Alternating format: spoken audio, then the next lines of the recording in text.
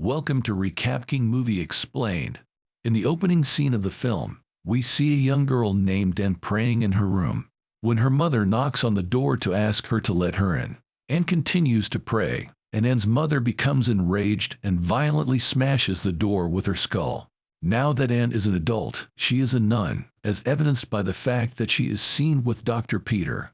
Although her mother was suffering from depression, she is aware that there was more going on.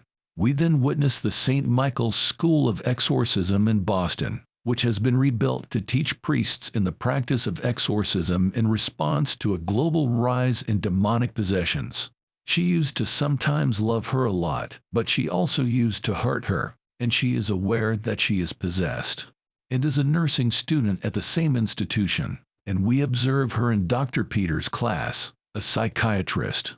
The church now seeks the advice of a psychiatrist like her before approving the rite of exorcism, according to Dr. Peter, who explains that the culture rose in the late 1980s did so because the school in which they are currently sitting claims that our minds play tricks on us and detach us from reality. She then enters the room of a girl named Natalie, where Dr. Peter is already present with some students, and she informs them that Natalie's mother feels that she is being haunted. Natalie tells Anne that she is her favorite person here now at night, and sees her mother's tomb, and remembers how her mother used to hurt her. When she goes to close the window, he sees Natalie's reflection in the glass, and feels as if someone is standing outside her door. When she checks outside, we see Natalie standing behind, and when Anna starts going through her things, she thinks that is not the case. The following day, Anne hears her mother whispering in the hallway, which makes her a little uneasy. Then, all of a sudden, Natalie appears there and declares that she does not like that room, asking her how she got out of it, and doesn't respond. Now that Ian has left her in her room, and hears her mother saying that she is here with her once more. Then, as Anne walks towards that room, she hears an airy female voice speaking in Bulgarian. Alina has reached the final stage of possession, during which the possessed individual completely loses control of their bodily and spiritual selves. When you enter the room of a person who is possessed, the devil will try to divert your attention in whatever way it can think of. But keep in mind that the Word of God is your most potent weapon, since it is still possible to be delivered. Sadly, in Alina's case, death came first. When reviewing Alina's case in depth, the priest asked the class what they would have done differently given the deadly mistakes he made during her exorcism. During this time, Alina hears a voice, and later we see her relaying the story. Sister Euphemia observes all of this and complains to Dr. Peter about how her mother claimed that the voices really wanted her but wanted her and said she was one of God's chosen soldiers. When the door automatically closes, she screams for help. But then Clark attacks her and begs her to let him in. She tries to flee, but he catches her and begins dancing with her, but Anne manages to save herself.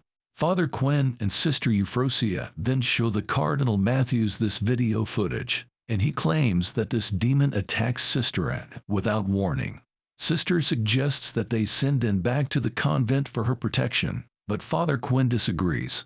Then he takes them for a practical, explaining that the subject is a recent admission who has epilepsy based on Dr. Peter's diagnosis, and Anne is delighted with this. When the father asks for volunteers, Natalie is the first to put up her hand, but Father Quinn selects Father Dante and Father Raymond. Then he starts preparing them, explaining to them some things and giving them some crucial things, which include: they begin praying after realizing Natalie is possessed, but as they do so, Natalie climbs up the wall and covers her ears with her hands. They are both terrified to see this, but Father Quinn urges them to keep praying.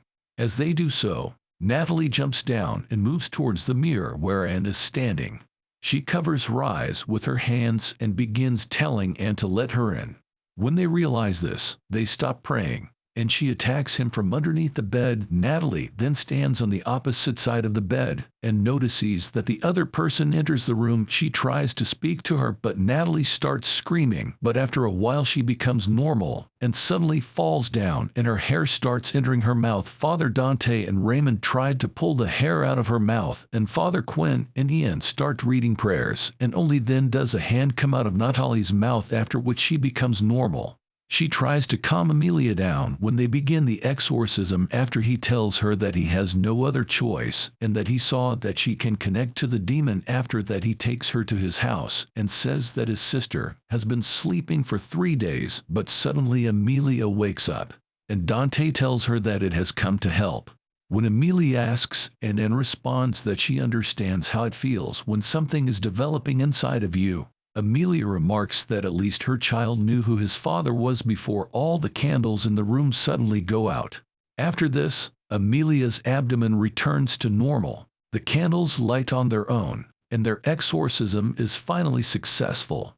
Later, Anne tells Dante that she became pregnant at the age of 15 and didn't even know who the child's father was. She then asks her to fight the demon and tells Dante to keep reciting prayers. She also tells Amelia to confess herself and she will be forgiven. Lashes out at her father, telling him that the demon had convinced her that he had been vanquished, but that he was unaware of all this, and regretfully decides that she will return to her old convent in response to the tragedy. Now, a few days later, Dr. Peter arrives to meet her and informs her that Natalie has been released after observation. Knowing this, Anne is ecstatic. However, a few days later, Father Dante also visits her and informs her that Natalie had.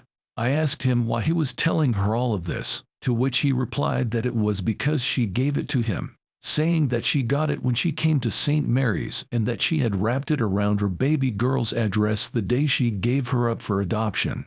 I asked him why he was telling her all of this, to which he replied that it was because he wanted to put more lives in danger by attempting an exorcism on her. Dante transports her covertly to the location where they proceed to the area where Raymond and the 2 priests are already reciting prayers when she notices the baptismal well that was utilized in the past. Dante goes to check on Raymond while Anne arrives from behind and they discover Raymond's dead body there. Moving on, they find Natalie, who asked Anne why she left her and told her not to act like a stranger. Just then, Natalie turns the place dark, which finds everyone there. A demon then begins attacking all of the priests there one by one. Raymond is shocked to see them and asks to go back.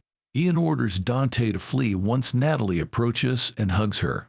After the demon is placed within Natalie, Dante scoops her up and examines the person who has been possessed. He tells Natalie to find a good place to hide and stays there to confront the demon now. But she stops before getting close to him, and only then does he see her on the other side of the gate. Dante asks her to let Natalie go, but the demon attacks him and starts searching for Natalie. She suddenly grabs Natalie and is about to kill her when she hears her mother's voice. Now she starts seeing visions. She stands at the baptismal well and places the cross on her forehead, causing her to fall into the holy water pool just as Dante arrives. There is then an explosion in the pool, and her body floats up. She sees her mother and Natalie's childhood in the past, which gives her the power to fight the demon. After all of this, the church is very pleased with Anne and rewards her with a fellowship for scholarly research in the Vatican. Before departing, she sees Father Quinn as Dante takes her from the pool.